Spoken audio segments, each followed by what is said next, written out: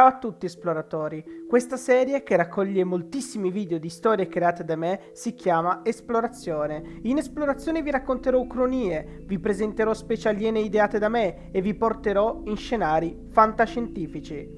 Esplorazione indaga anche in possibili futuri dell'umanità, a volte potrei addirittura raccontarvi la storia di un personaggio, la cui la vita può o non può cambiare all'interno dei miei scenari. Alcune storie di esplorazione si possono unire, per esempio se parlo di un universo alternativo, è possibile che una specie aliena proveniente da un altro universo possa visitarlo. La cosa bella di esplorazione è che potete consigliarmi cosa fare o creare nei commenti.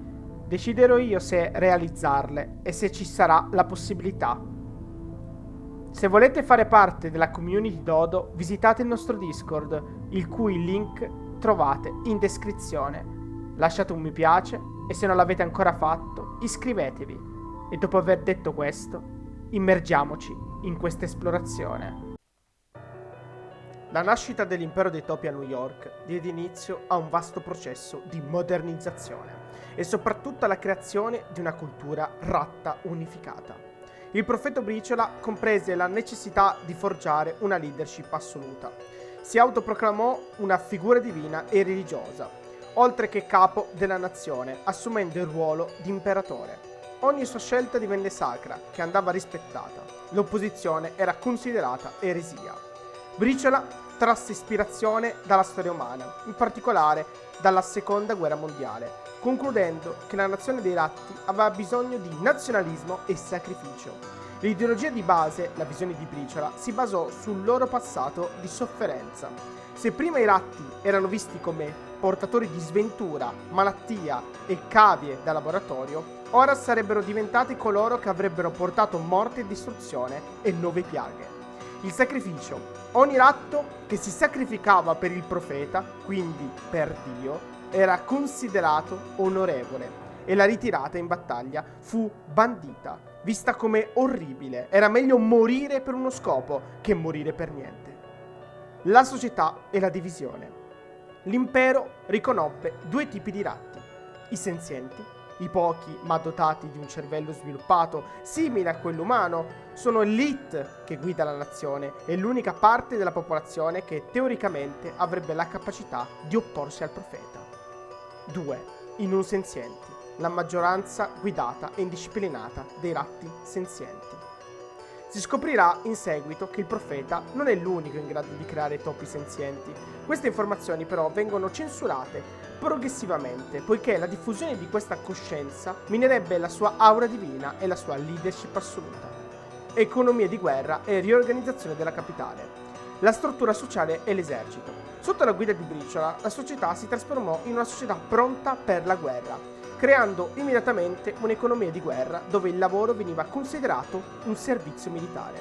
Il profeta spinse per una grande riproduzione finalizzata alla creazione del suo futuro esercito. Le nuove città formicaio si ingrandirono nelle fogne e le case o condominio del formicaio erano costruite da una enorme zona letti comune e una mensa e una zona bagno. Intere vaste famiglie vivevano insieme in queste strutture collettive.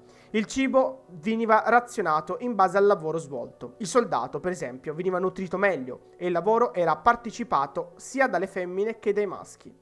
La crisi alimentare e il progetto di toponizzazione. Una delle prime crisi che colpì l'impero fu la questione del cibo. In un anno la popolazione crebbe rapidamente e le scorte saccheggiate di New York si esaurirono. Per risollevare il problema, il profeta elaborò un piano che sarebbe diventato il futuro progetto di ogni città ratta.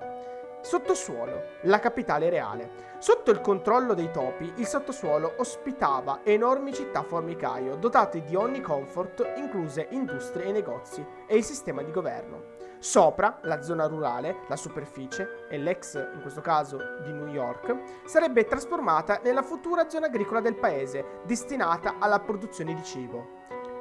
Dopo mesi di preparazione, nel giorno di Capodanno, scelto proprio dal profeta, si udirono enormi esplosioni che cominciarono a far crollare interi grattacieli di New York. La città si preparava a diventare una vasta zona agricola che avrebbe rifornito la capitale sotterranea.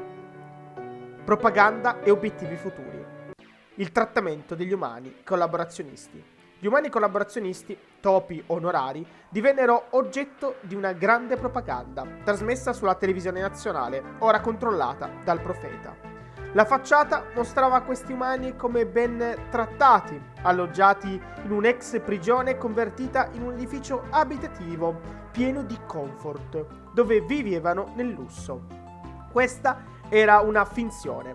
Il profeta li teneva sotto stretto controllo e costante propaganda per tenerli sottomessi e accondiscendenti. Ciò significava nessuna privacy, sempre sotto l'occhio del vigile del profeta. Il prossimo obiettivo, lo spazio vitale. In questi anni l'impero ha solo un obiettivo: la preparazione contro una possibile guerra contro gli esseri umani. I ratti cercano di raggiungere il livello tecnologico umano attraverso l'osservazione, ma sempre con l'intento di forgiare una propria cultura ratta.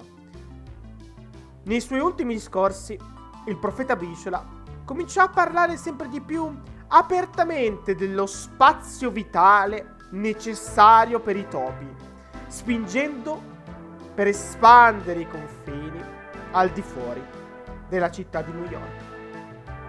Ma tutto questo lo vedremo nel prossimo video, cari esploratori.